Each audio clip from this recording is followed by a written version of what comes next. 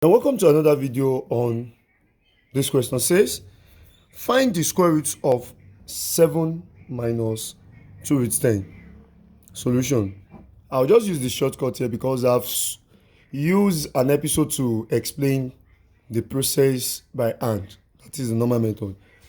Square root of 7 minus 2 root 10 will be equal to square root of a. What's the sign here? Is minus, so it will be minus root b. Now, so the square root of 7 minus 2 root 10 will now be, think of two numbers that when you add, it will give you 7. When you multiply those two numbers, it will give you 10. And the numbers is 5 and 2, because 5 plus 2 will give us 7, and 5 times 2 will give us 10. So the answer is root 5 minus root 2. But because there is minus there, you are going to put plus or minus outside. And that's option B. That's the answer. Thank you very much. I mean Ishola the Blessing, popularly known as General David. Like, comment, and subscribe for more videos. Thank you.